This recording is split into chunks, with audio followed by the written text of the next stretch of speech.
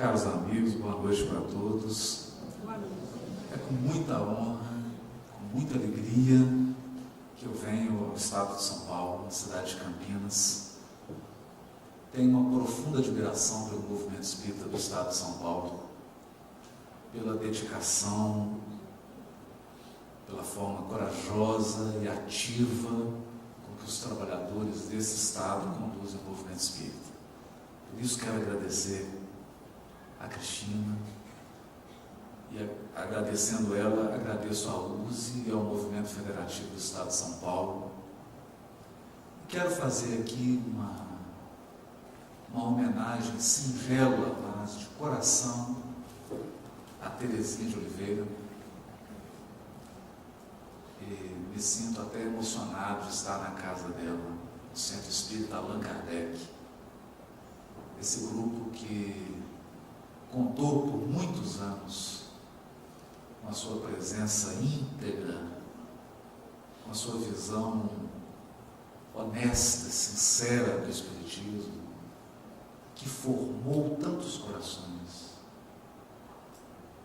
Pessoa que eu tive a honra de conhecer aqui em Campinas e dividir com ela uma exposição em Pedro Leopoldo. Tenho certeza que se ela não estiver presente é porque tem um compromisso mais importante. E estando ela presente, receba meu carinho, meu abraço de gratidão, de reverência a essa grande espírita brasileira que foi Terezinha de Oliveira. Nessa noite nós gostaríamos de convidar os corações que nos ouvem a uma reflexão sobre a vida íntima de cada um de nós. Uma reflexão guiada por uma obra gigantesca. Embora pequena no seu volume, essa obra é extensa no seu conteúdo. Falamos do livro Pensamento e Vida, psicografado por Francisco Cândido Xavier, ditado pelo Espírito Emmanuel. Mas o próprio benfeitor adverte, já no prefácio da obra, que trata-se de uma cartilha para os reencarnantes. Uma cartilha oral. Algo feito com carinho, com dedicação, mas com o objetivo de ser breve e ir direto ao ponto, abordando aqueles temas que são estratégicos para alguém que pretende tirar o máximo proveito da sua existência corporal, da sua experiência reencarnatória. No prefácio dessa obra, Emmanuel nos diz: nosso pensamento cria a vida que procuramos. Nosso pensamento cria a vida que procuramos através do reflexo de nós mesmos, até que nos identifiquemos um dia, no curso dos milênios, com a sabedoria infinita e com o infinito amor que constituem o pensamento e a vida de nosso Pai.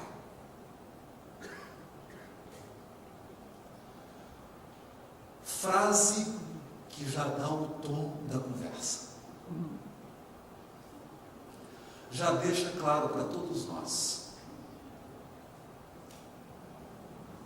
que aquela imagem que tínhamos do Criador, de um grande senhor feudal, ou de um rei medieval, que aponta o dedo e julga as criaturas, ou que estabelece uma linha, uma lista de itens proibidos e de itens permitidos, essa figura não atende mais os anseios do ser humano moderno. As criaturas do mundo de hoje anseiam por uma evolução do pensamento religioso, por uma nova concepção de Deus e das suas leis. Os corações anseiam por um novo tipo de relacionamento com a divindade. É para esses corações que buscam algo diferente que foi escrita essa cartinha. Ela não estabelece uma lista moralista. Ela diz que o nosso pensamento cria a vida que vivemos. Mas a primeira advertência a ser feita é sobre a palavra pensamento na obra de Emmanuel. Muitos de nós acreditam que o pensamento é apenas uma elaboração do intelecto, um fruto da inteligência. Portanto, todas as questões relacionadas ao nosso sentimento, ao nosso estado emocional, às nossas relações afetivas estariam de fora. Mas não é assim. Já no capítulo 1 da obra, Emmanuel deixa bem claro que para os espíritos, pensamento é algo palpável. Pensamento é uma espécie de fluido, uma matéria mesma, que flui do espírito, como a água flui de uma cachoeira. E o pensamento é composto de todas as nossas ideias, de todos os nossos conceitos, de todas as nossas crenças, portanto, de tudo aquilo que está relacionado à nossa inteligência, ao nosso intelecto, mas também de todas as nossas emoções. Aliás, são os sentimentos e as emoções, sobretudo os sentimentos e emoções que nós sequer temos consciência deles, que dão cor e vida aos nossos pensamentos. O pensamento é um tipo de energia magnética ou gravitacional que repele e atrai tudo que está em sintonia com ele. E o que dá o tom do pensamento é o conteúdo emocional dele, não só intelectual. Por essa razão, quando Emmanuel reproduz essa cartilha oral do mundo espiritual, dizendo que o nosso pensamento cria a vida que procuramos, ele não está dizendo apenas das suas ideias. A proposta é mais profunda. Por essa razão, o Espírito Verdade, o Evangelho segundo o Espiritismo, capítulo 6, o Cristo Consolador, advertiu: espíritas, amai-vos, eis o primeiro mandamento. Instruí-vos, eis o segundo. Na verdade, amando e instruindo, estamos aperfeiçoando o nosso pensamento. E são nas questões emocionais que estão os maiores desafios do desenvolvimento e do crescimento do espírito. A evolução, no fundo, é um processo de identificação. Identificação. Nós sempre escolhemos padrões. Padrões intelectuais e padrões emocionais. E esses padrões vão compor o nosso pensamento, que é um fluido vivo. E essa emanação do Espírito vai conformar o seu destino. Essa é talvez a questão mais reveladora dessa obra. E para que nós não fiquemos apenas num nível filosófico, gostaríamos de dar alguns exemplos. A doutrina espírita teve o grande mérito de alargar os nossos horizontes, ampliar a nossa visão. Porque é muito ruim uma visão estreita,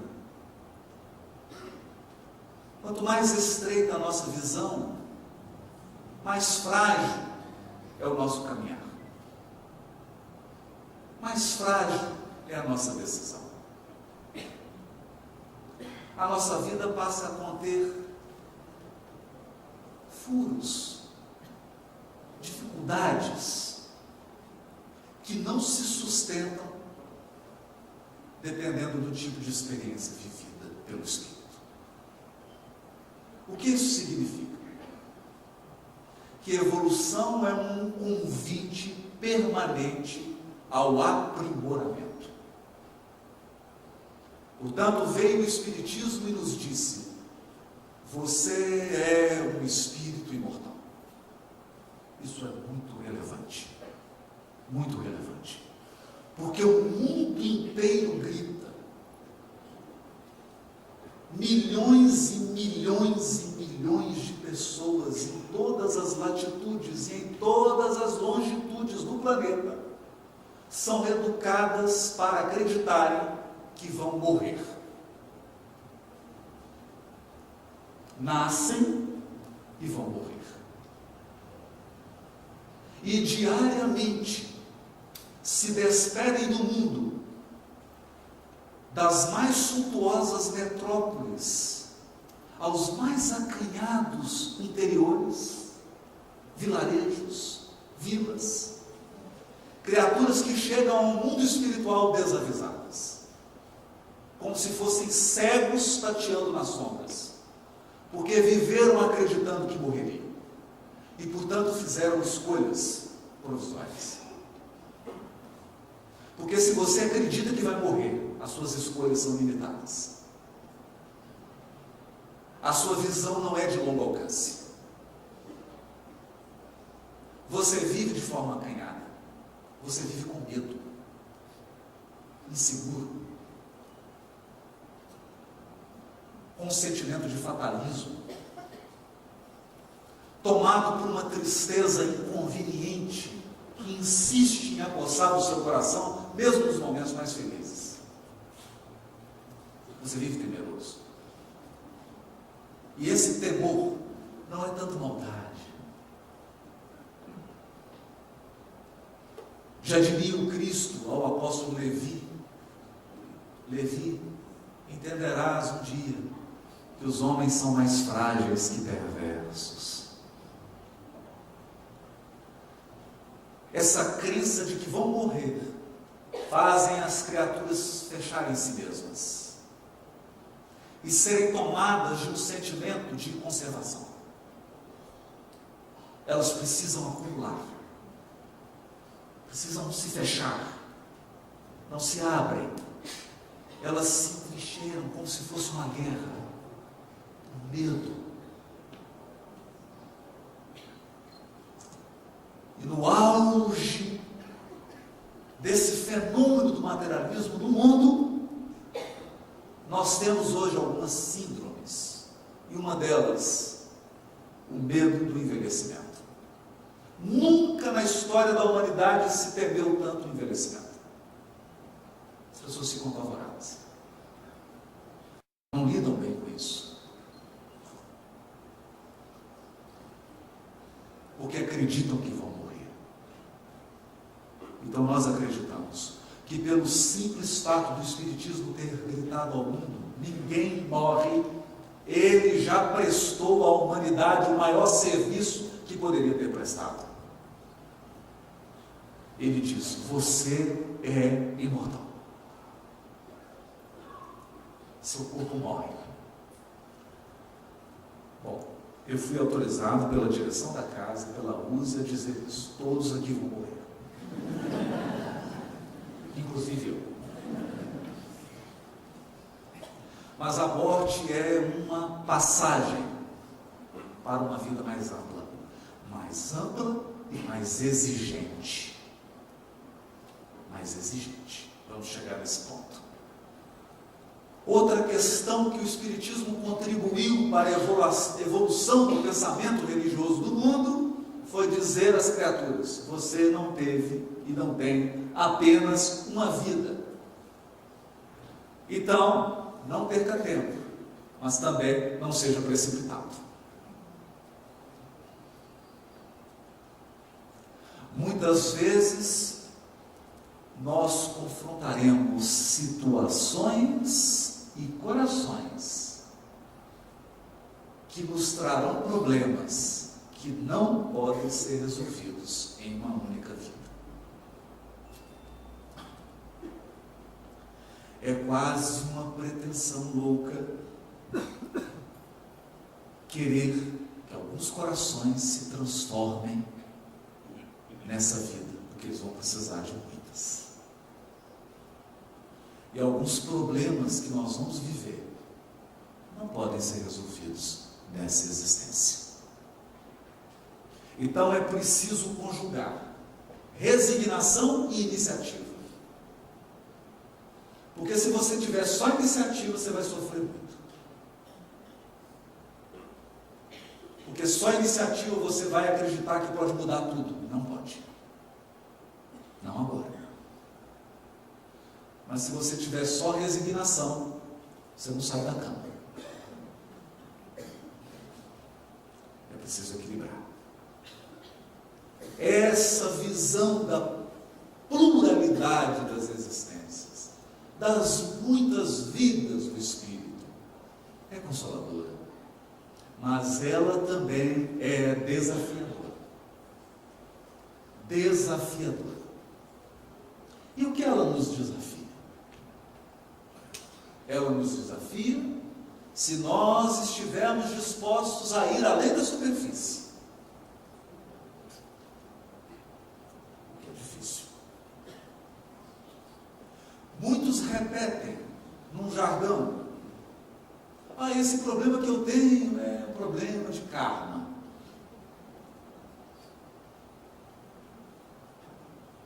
Na verdade, isso que eu vivi é uma expiação. Ou isso é uma provação. Surge então aqueles que decidiram fazer a viagem da autotransformação. A seguinte pergunta: quando começou esse problema e por quê? Então eu vou dar um exemplo assim, mais simples. Você olha para sua sogra e se pergunta: quando começou esse problema? É uma brincadeira. É uma brincadeira. Você olha para um chefe, para alguém de sua relação, e fala: quando começou esse problema? Mas se você para na pergunta quando, você terá um aproveitamento desse ensinamento de reencarnação muito limitado. Porque você dirá assim: começou há 500 anos atrás. Já é a 10ª vez que ela é minha sogra e a gente está sempre brigando. Começou há 1000 anos atrás.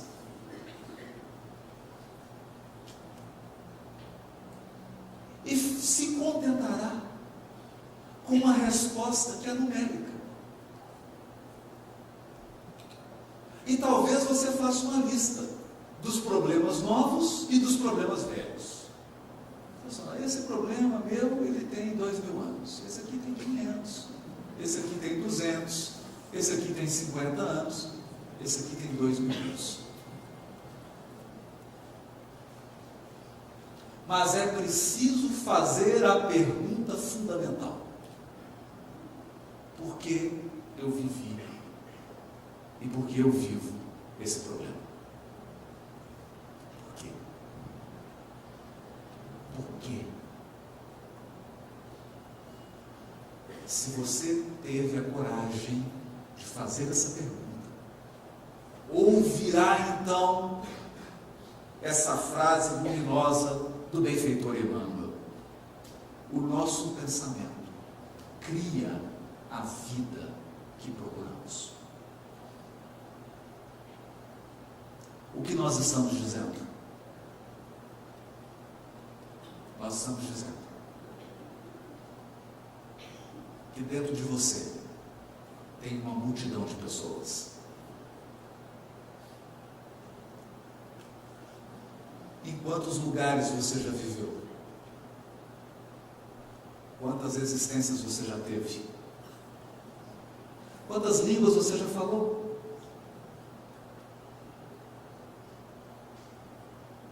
Com quantas pessoas você já se relacionou? Quantas profissões você já exerceu?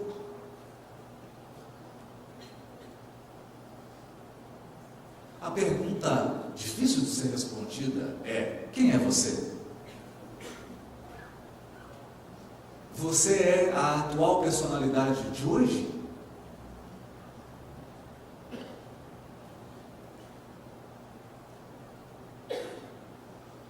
Ou a atual personalidade de hoje é uma etapa da sua jornada?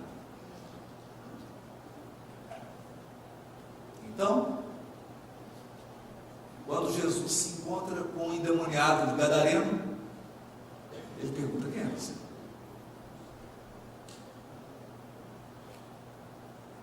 E eles respondem: meu nome é Legião, porque somos muitos. Nós também.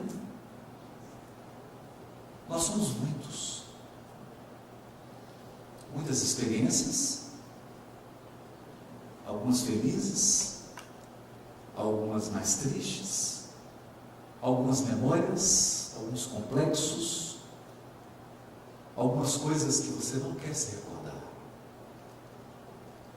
outras que você faz questão de reviver, algumas coisas das quais você quer se afastar e foge, outras para as quais você caminha sem saber, porque quer reviver.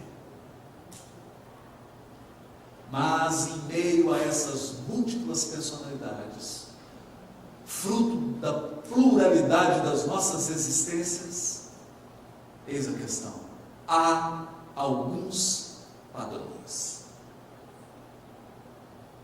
Alguns padrões. Alguns poucos padrões emocionais, afetivos, mentais, que têm determinado as suas escolhas, que têm conformado a sua vida, que têm estabelecido limites, limitações, talvez prisões, não foram impostas por ninguém. Não é karma, não é expiação, não é provação, é simplesmente o seu pensamento criando a vida que você procura. Procura inconsciente. Parte de você não quer, mas uma parte que você não reconhece quer. Uma parte consciente de você nega, mas uma parte inconsciente pede, clama, grita. E você acaba repetindo padrões. Repetindo padrões. Padrões nos relacionamentos. Padrões nas suas escolhas. Padrões nas suas atitudes. Padrões que acabam determinando o seu destino. Então, não basta resgatar. Para ilustrar, nada melhor que um caso de Humberto de Campos. Conta-nos Humberto de Campos que havia 2 fazendas. Para prestigiar o meu estado e o estado de São Paulo, eu vou dizer que elas estavam na divisa. Uma em Minas e outra em São Paulo. E elas eram cortadas por um rio.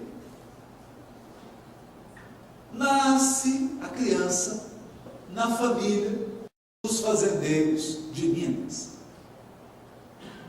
Então, logo o menino atinge seus 18 anos,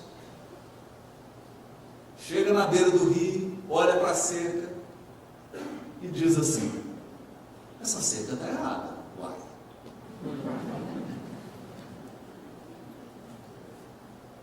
Essa cerca está errada. a nossa propriedade não para aqui.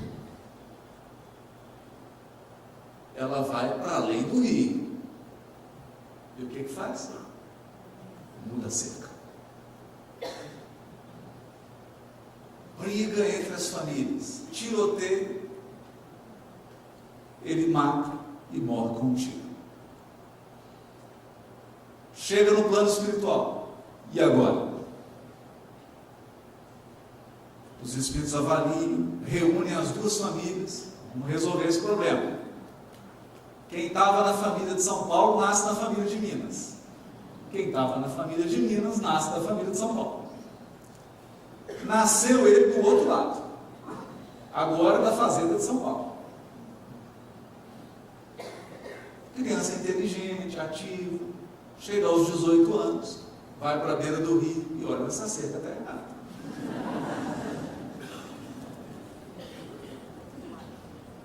Essa cerca tem que ser empurrada para o outro lado do rio. Invadir a nossa propriedade. E os antigos falam, não mexe nisso, já deu briga, já deu morte. Seu bisavô morreu para ele mesmo. O que ele faz? Muda a cerca. Tiroteio, briga, mata, morre de novo. Chega no mundo espiritual. E agora? Bom, agora vocês já perderam 200 anos com isso. Vamos voltar tudo para o início. Esse é o caso mesmo, né? Não estou inventando, não. Se o caso é verdadeiro, eu não sei. Mas ele é verossímil. Eu já vi coisa parecida. Volto para o mundo espiritual. E agora? 200 anos. Reencarnou, resgatou, mas resolveu? Não. Porque viveram a experiência, mas o pensamento não mudou. Quando nós dizemos pensamento, na linguagem de Emmanuel, os padrões emocionais, afetivos e mentais mudaram.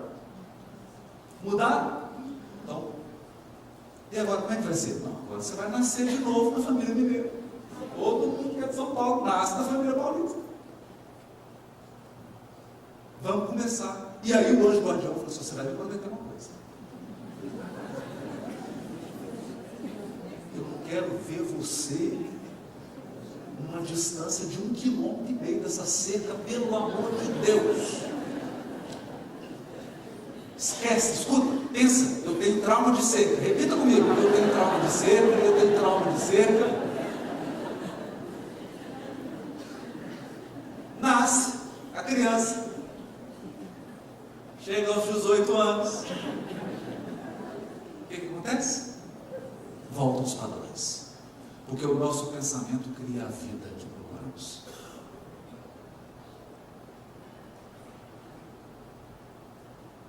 O menino vai visitar a cerca. Essa cerca está errada. Nesse dia ele dorme, tem uma reunião no plano espiritual, inclusive com o anjo guardião, com o espírito protetor. E aí eles contam para ele, olha, isso não é brincadeira. Você já matou, já foi morto, 2 encarnações já se foram. Esquece esse assunto, pelo amor de Deus. Mas qual é o padrão? A conduta é fácil, nós identificamos. Ele chega e muda o limite. Mas qual é o padrão emocional? Nós podemos fazer algumas especulações. Será que não se trata de um espírito que não se contenta com o que tem? Você conhece alguém assim? Eu conheço. Vive comigo. Sou eu mesmo. Será que não se trata de alguém que não consegue sentir gratidão pelo que conquistou?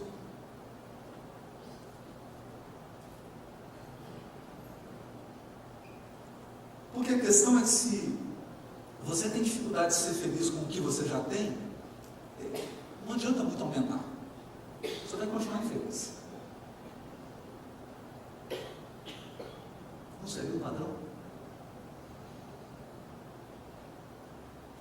Nós podemos pensar no outro, o padrão da transgressão. O indivíduo gosta da adrenalina de transgredir. Não, eu gosto de empurrar, de fazer a coisa errada. Só para ter emoção. Não, mas você vai desencarnar, não, mas é bom, né? Desencarna, resgata. Essa adrenalina eu gosto. É um padrão. É um padrão emocional. Que vai levando o espírito a repetir experiências ao longo dos séculos.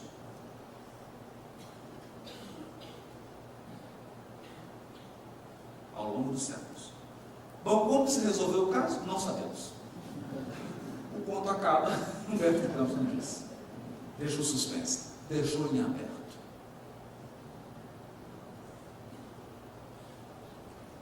Qual então o convite da evolução espiritual? O convite da evolução espiritual é identificarmos o nosso pensamento com o pensamento de Deus, que é de infinita sabedoria. Isso significa que o Criador dirige a criação com infinita sabedoria. Então, não tem amador.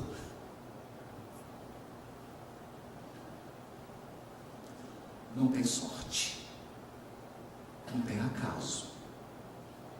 Deus dirige o cosmos e a nossa vida individual com infinita sabedoria.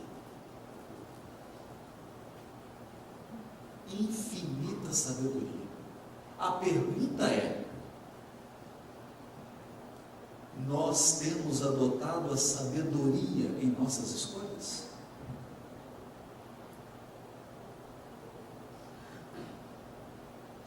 Porque o que Emmanuel vai destacar nessa cartilha é que a vida espiritual, na sua amplitude, é uma trama de escolhas e consequências. Escolhas e consequências. Não erro e punição, não. Escolhas e consequências. Toda escolha tem consequências. Toda consequência é resultado de escolhas.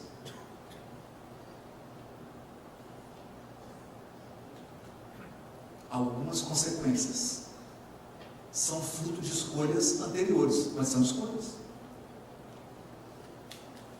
São escolhas. E quando o nosso pensamento se aproxima da sabedoria, a nossa vida reflete amor. Esse é o ponto. Porque não há escolha mais sábia que o amor. E não há sabedoria maior que a sabedoria do amor.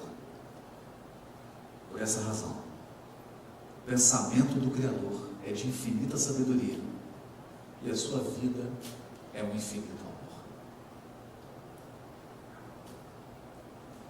Quando pensamos dessa perspectiva, nós entendemos o que Emmanuel nos diz no primeiro parágrafo do primeiro capítulo do livro. A mente é o espelho da vida em toda parte.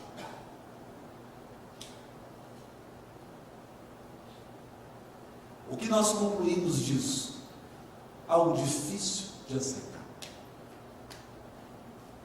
Toda a sua vida, tudo o que te acontece, todas as suas relações, são um pedacinho de você mesmo.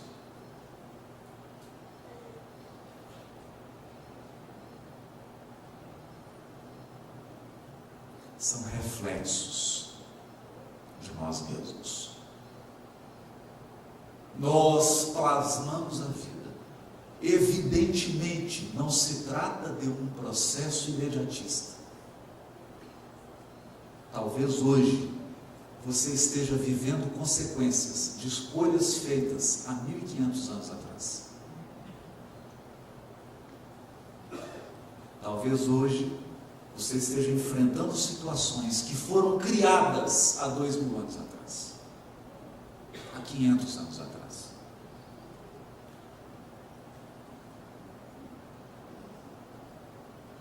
Porque a lei divina é pedagógica, ela jamais vai te apresentar um problema que você não seja capaz de solucionar.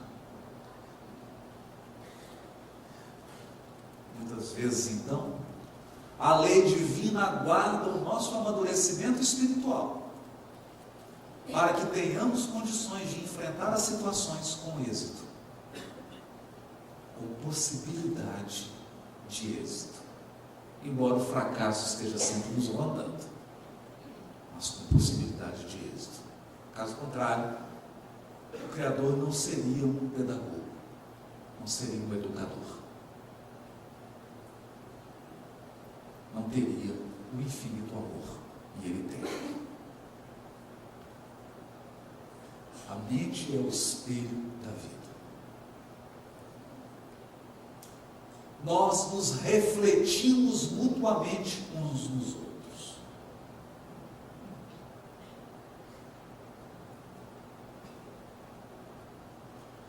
Eu preparava essa reflexão de hoje e fiquei pensando em algo que li, que nos dizia que cada coração que se relaciona conosco é como um terreno. Um terreno que possui as suas áreas cultivadas e as suas áreas não cultivadas. Então, quando você trava relações no grupo espírita, na rua, no trabalho, relações afetivas, na família, etc. As suas áreas cultivadas interagem com as áreas cultivadas do outro.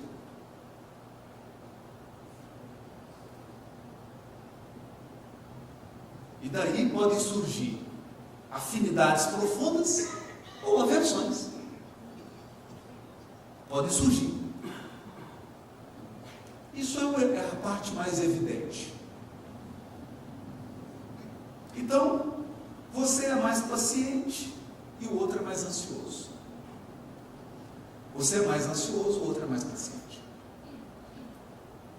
Como a vida tende para o equilíbrio, se você é muito paciente, você vai ter muitos ansiosos ao seu lado.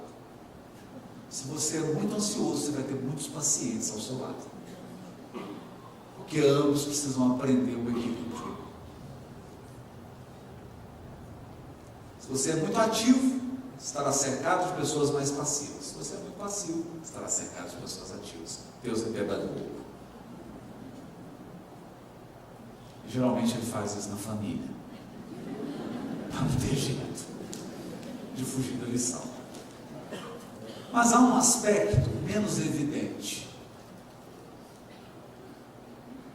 Todo coração possui áreas não cultivadas.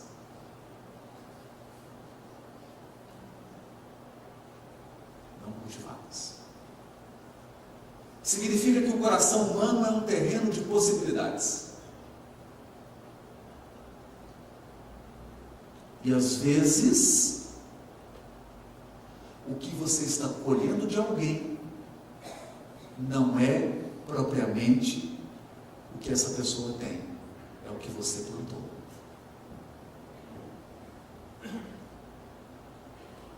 É o que você plantou. Então nós temos indivíduos que são extremamente grosseiros e agressivos. Ele vai encontrar alguns corações que são grosseiros e agressivos como ele.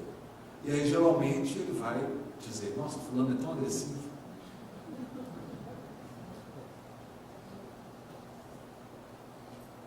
Mas encontrará corações que receberão essa semente e que depois de um tempo de convivência com eles, com essa pessoa, se tornarão agressivos. Porque você plantou. Esse é o seu cultivo. Isso é o que você está semeando e está colhendo. Não é propriamente da pessoa. Talvez ela nem desenvolvesse esse comportamento, não fosse a sua influência. Isso significa dizer, e Emmanuel vai dizer, que essa pessoa está funcionando para você como um espelho. Ela está te refletindo. Ela apenas está mostrando a você quem você é no momento.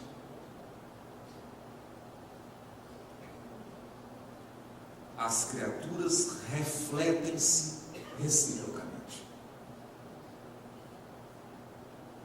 Refletem-se reciprocamente.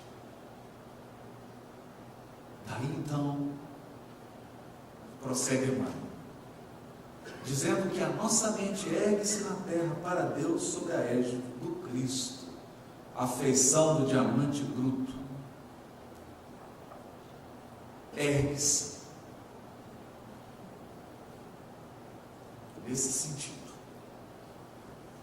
quando o Espiritismo aponta o Cristo como um modelo, ele ultrapassou a concepção tradicional de religiosidade.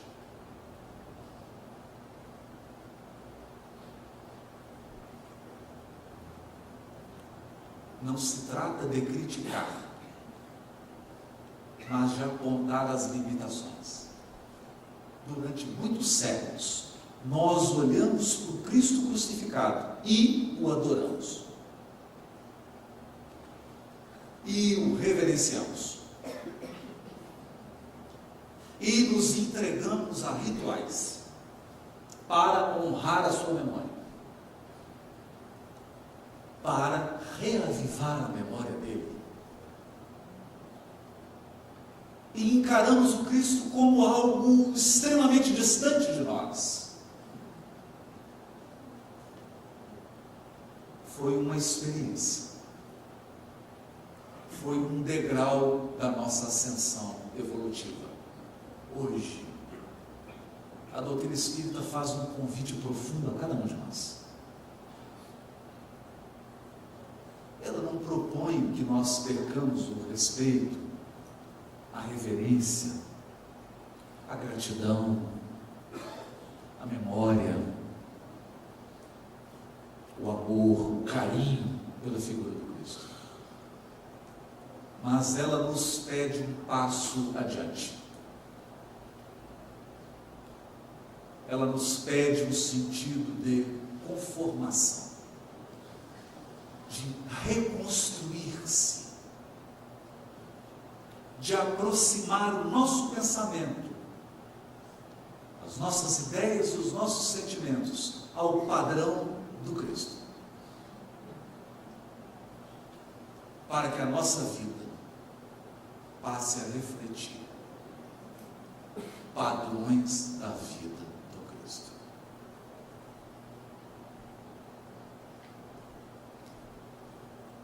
É desnecessário dizer: nós, espíritos imortais, não fomos criados para o ódio.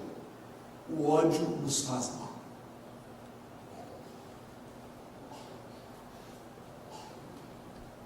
O ódio nos perturba psiquicamente.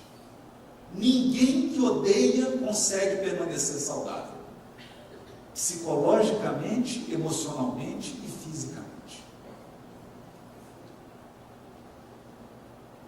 O ódio vai provocar distúrbios emocionais, distúrbios psíquicos, depressão, às vezes até suicídio. E seguramente distúrbios físicos, gastrite, problemas nervosos, câncer. Nós não fomos fomos criados para a mágoa e para o ressentimento. A mágoa e o ressentimento é um veneno que nos corrói aos poucos. Todos sabemos disso. A primeira corrosão que a mágoa provoca no seu coração é que ela tira a sua esperança no futuro. Porque você se apega à memória do passado e não consegue mais enxergar as possibilidades do porvir. Você se torna escravo das suas memórias. E você passa a ler o mundo pela experiência negativa que você viveu. A mágoa te escraviza. Nós não fomos feitos para ela. Nós não fomos feitos para a inatividade. Nós somos criados para o trabalho, para a criatividade, para a bondade, para a ação construtiva.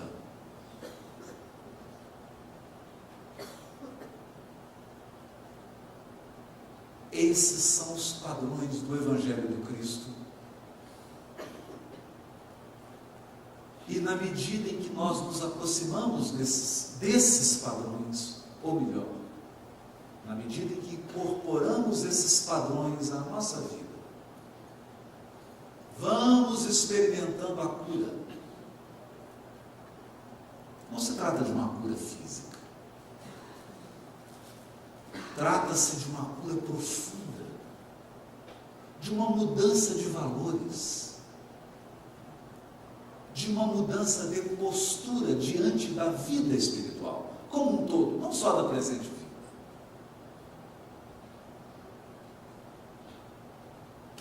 É disso que fala o Espiritismo quando toca no nome de Jesus. Por essa razão, que nós nos recordamos aqui, saudosamente, das apostilas de Teresinha de Oliveira, estudando ali as passagens do Evangelho, recolhendo lições daqueles fatos aparentemente insignificantes.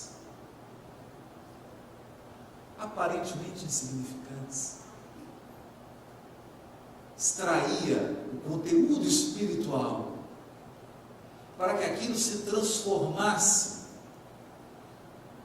em experiência prática, num auxílio na tomada de decisões, mas sobretudo em uma ferramenta poderosa de mudança de padrões. Mudança de padrões.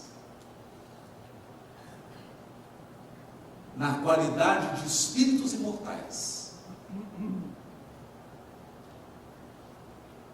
compareceremos sempre, sempre, sempre, sempre a um único tribunal, que é o da consciência. A questão é que a vida espiritual possui uma peculiaridade. Quando você perde um invólucro carnal, é difícil se esconder.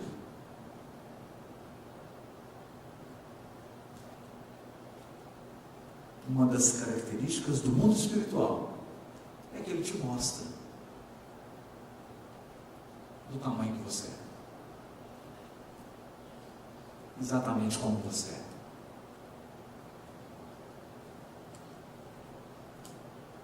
Ele mostra com mais precisão os seus padrões. É por isso que nós vamos encontrar um médico famoso na terra, na qualidade de um necessitado no umbral, André Luiz.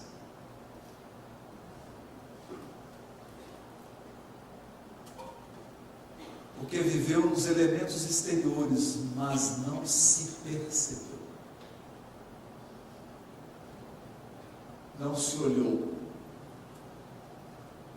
Não cuidou de si. não se avaliou.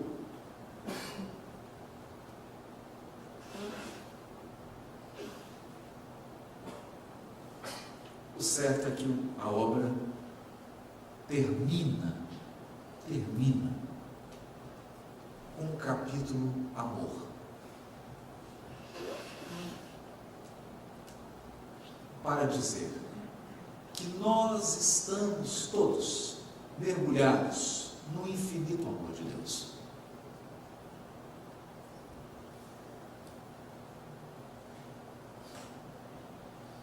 E para o amor infinito de Deus, não há uma condenação a você.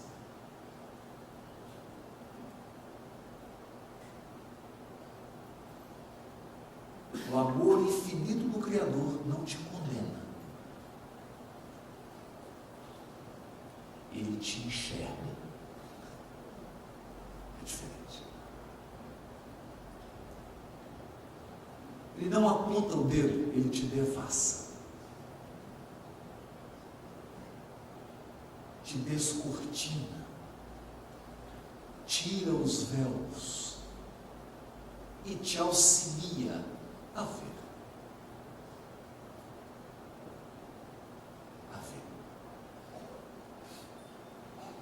É por isso que umas passagens mais lindas do Evangelho é daquele cego que com muita dificuldade consegue chegar ao Cristo.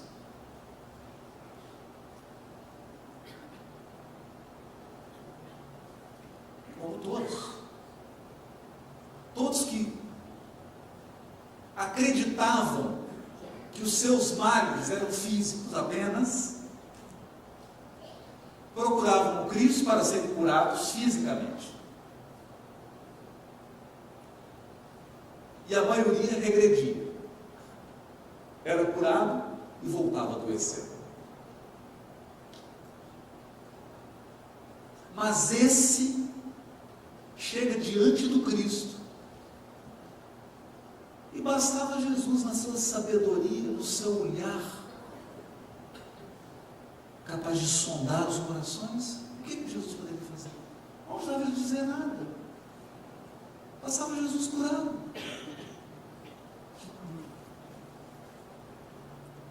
Mas Jesus faz a pergunta decisiva: o que queres que eu faça?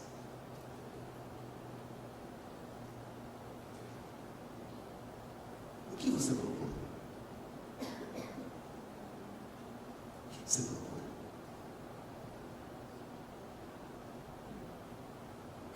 E esse homem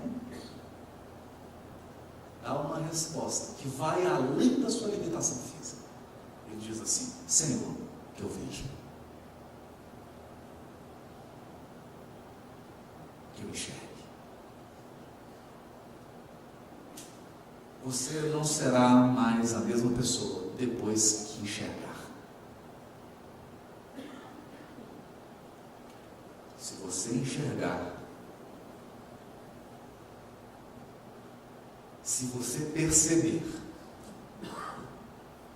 se você visualizar quais são os seus padrões, quais são as linhas que estão definindo o seu destino espiritual, quais são os elementos que estão embasando as suas decisões e escolhas mais profundas, se você enxergar, você não será mais o mesmo.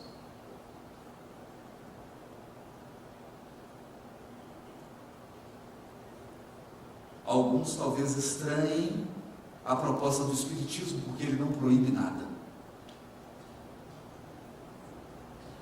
Mas espera tudo. Espera tudo de nós.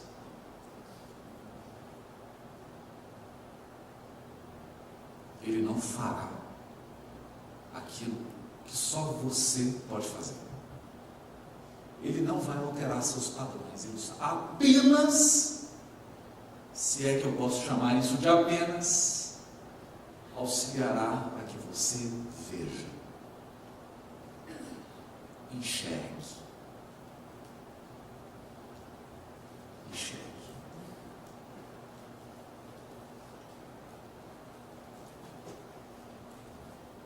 você vir,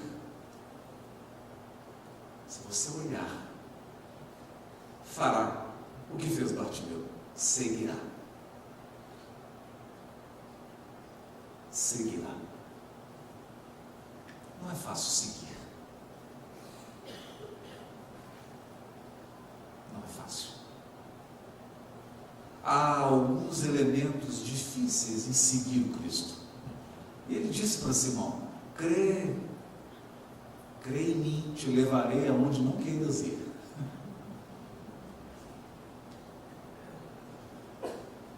Que nós falamos assim com a boca tão boa, o Cristo é o guia, mas não é turístico. Vai nos levar por caminhos que a gente não quer ir. Porque são caminhos essenciais e indispensáveis, não necessariamente agradáveis. Seguir, então, pede primeiro enxergar, admitir, convencer-se, para então conformar-se, no sentido construtivo e criativo. No sentido construtivo e criativo. É por isso que nós adoramos e gostaríamos de encerrar citando essa lição linda de Teresa de Ávila. Teresa de Ávila caminhava nos arredores da região que ela vivia e sobreveio uma tempestade enorme. Teresa de Ávila foi aquela missionária cristã que trouxe uma proposta tão profunda e que toca na reflexão que estamos fazendo essa noite. Ela escreveu uma obra chamada O Castelo Interior. E ela dizia que a nossa intimidade é um grande castelo. Naqueles cômodos mais extremos estão os bichos peçonhentos. A poeira, a sujeira, o mau cheiro, o medo. É o nosso ego, como diz a benfeitora Joana de Ângeles. O ego, com seus medos, com seu egoísmo, com seu orgulho, com seus padrões superficiais. Mas quando você vai se aproximando, há no centro um cômodo luminoso, que é o local em que você se comunica com Deus. Onde Deus fala com você. Fala como? Não com palavras. Fala despertando em você sentimentos. Sentimentos que te dão a certeza de que você está no caminho certo. É assim que Deus comunica. Mas para chegar nesse centro, diz Teresa de Ávila, quanto mais você se concentra, quanto mais você se conhece, quanto mais você olha para dentro de você, na medida em que você se esforça por se conhecer, surge a louca da casa. A louca da casa é uma doida varrida que mora dentro de você e que assim que você deseja se conhecer, ela começa a bater panela, gritar e fazer o maior escândalo. É mais ou menos assim. Começa a reunião e todos dizem, vamos fazer a prece. Pai de infinita bondade, você está assim, amanhã tem que pagar a conta de luz.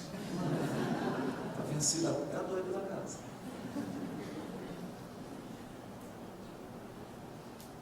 Não deixa você fazer a viagem interior. Essa mística da Espanha, que fez essa profunda viagem para dentro dela mesma, não construiu quase nada fora, mas fez uma profunda caminhada para dentro, caminhava dessa vez fora, nas margens de um rio. Veio uma grande tempestade. Ela escorregou, caiu dentro do rio, estava se afogando. E ela então deu aquele grito com o seu pensamento: Jesus, por favor, me acode. Ela então sentiu que mãos tocavam nas dela e a tiravam da água. Uma mão forte pegou a dela e tirou ela para fora do rio. Quando ela recobrou, ela olhou, era o Cristo. Jesus. Ele olhou para ela e disse assim: está vendo, Teresa, como eu trato os meus amigos? E ela disse: sim, é por isso que o senhor tem tão poucos.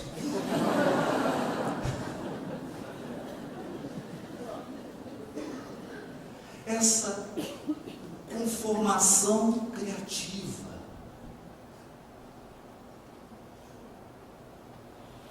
esse seguir o Cristo com autonomia, com inteligência, com bondade, com grandeza, com largueza,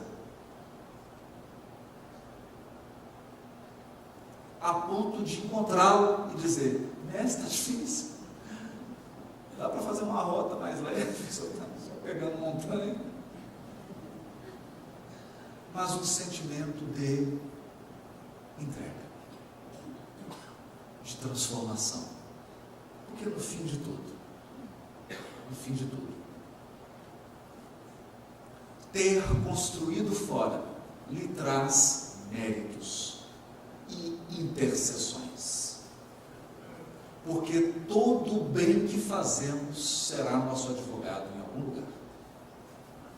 O menor gesto de bondade irá nos defender. Mas não basta. O que garantirá a nossa estabilidade e a nossa real felicidade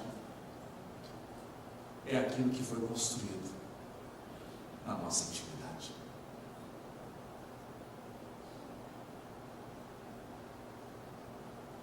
Por isso Cristo repete várias vezes, e ficou gravado no capítulo 6 do Sermão do Monte, Evangelho de Mateus: quando orares, não faça como os fariseus, que oram nas praças, para serem vistos pelos homens. Entra no teu aposento secreto e ora a Deus em segredo.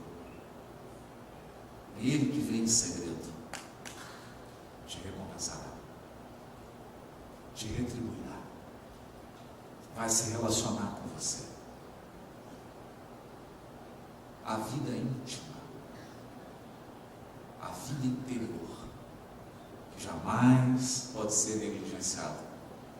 Não é por outra razão que antes de Jesus iniciar, sempre antes de iniciar o atendimento ao público, antes da multidão o procurar, nós lemos o Evangelho: e Jesus se retirou a um lugar ermo e orava. E aí a multidão ia até ele. Mas quando a multidão chegava, ele já havia feito o processo de interiorização, de conexão. O nosso pensamento cria a vida que procuramos. Meu desejo